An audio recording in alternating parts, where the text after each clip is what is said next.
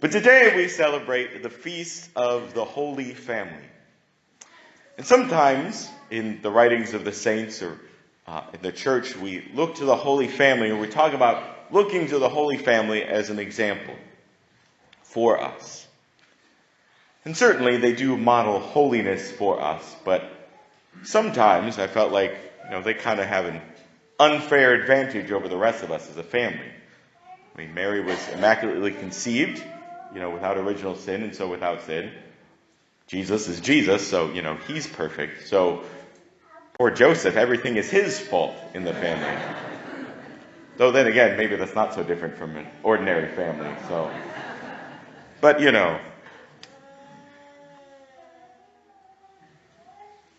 But, of course, we're in this season of Christmas. And I often thought, if I were to write the story of salvation, and we reach the point in the story about God coming down into the world to destroy and conquer evil and darkness and sin and death and all that, well, the way I would have written it is probably that, the heavens would open and there'd be a lot of thunder and lightning coming down, and God would come down probably with a huge sword and a great war horse with a whole army of angels behind him and that sort of thing.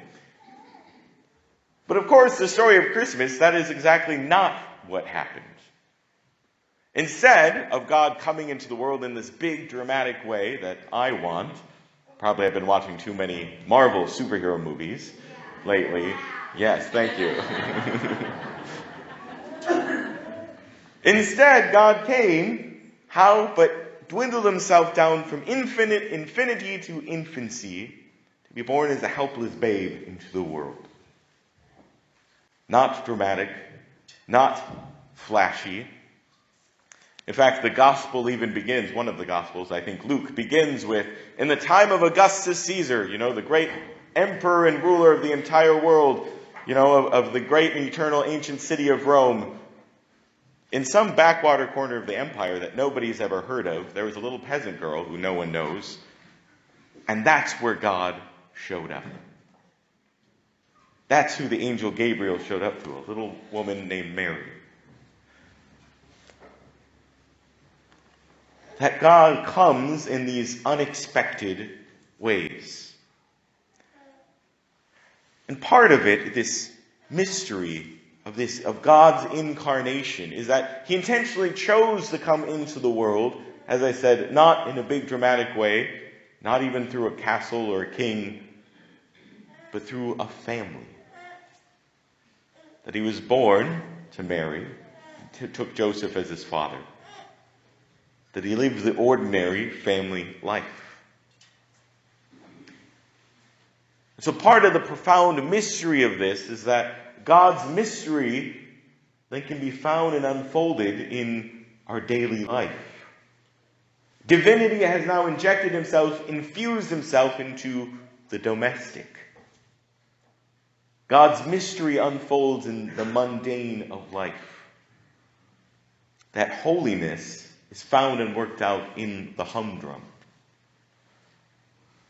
That our discovery of the mystery of God is divine present with us, actively at work in our life, is not merely something out there that we go questing for to find, but also is something that works out in the ordinary, everyday of life.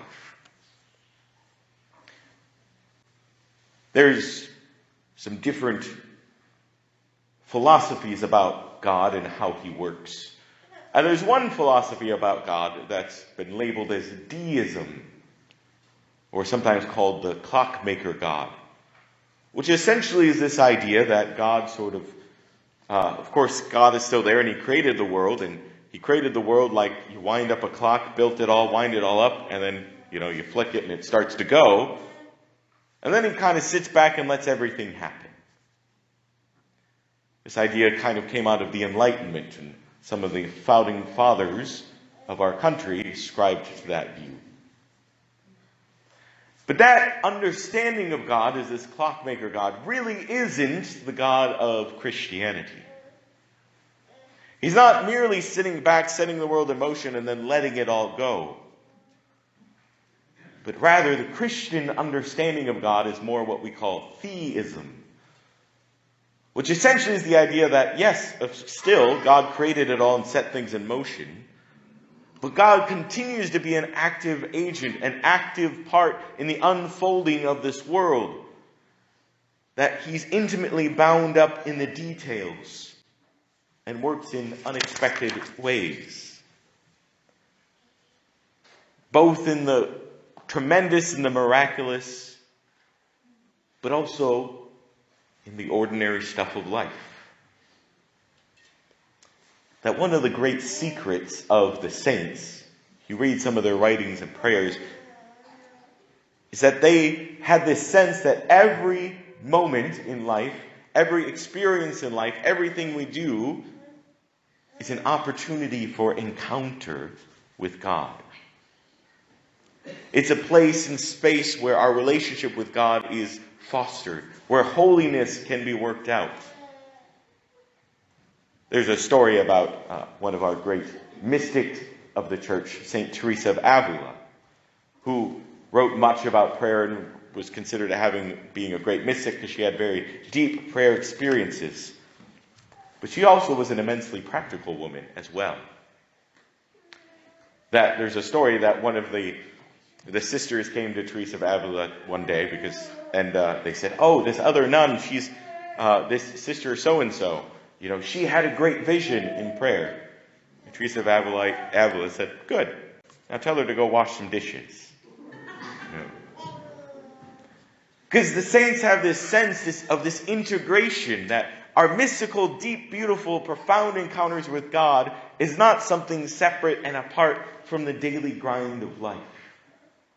But there's a flow between prayer and practical work.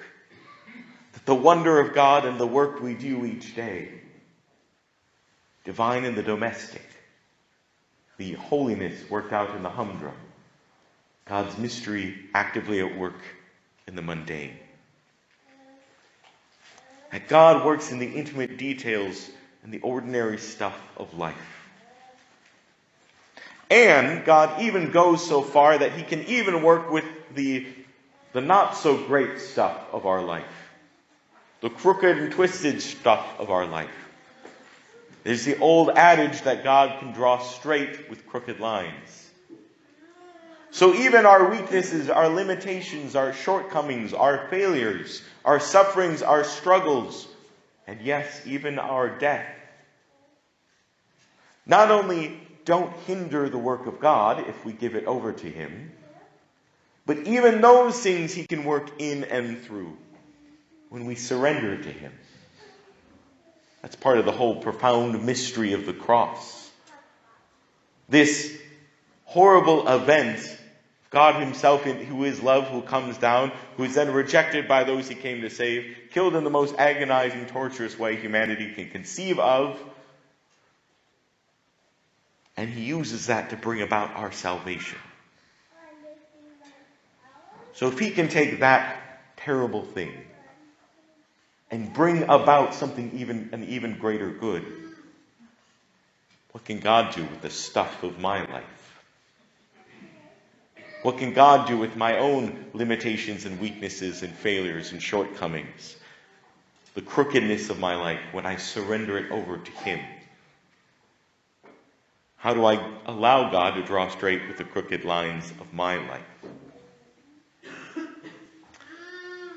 December 26th in the church is also the feast of St. Stephen, the first martyr. And I just learned in the last couple of weeks, I finally researched why December 26th of all days. Because sometimes it can seem like it throws a damper in the middle of Christmas. It's like 25th is Christmas, Jesus is born.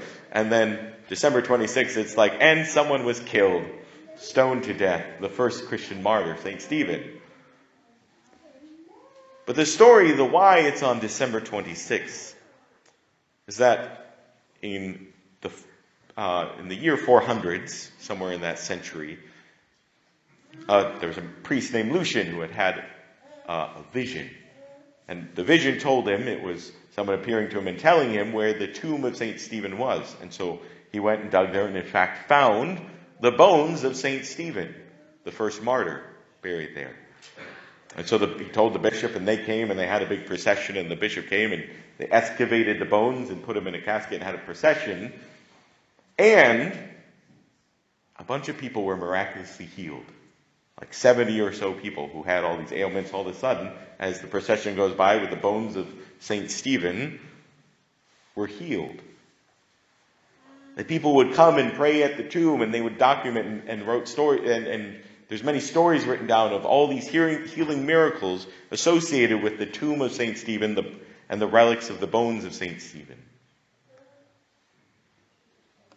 And that happened on December 26th.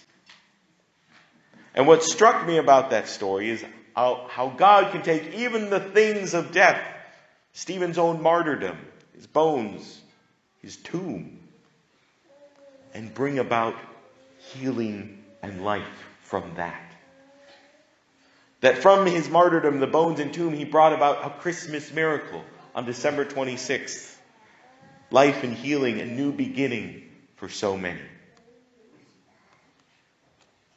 So what can God do with the stuff of my life?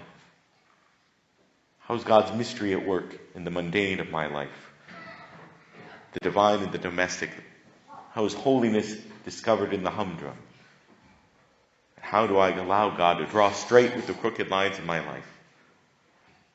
And how can he use that to bring life and healing to the world? Amen.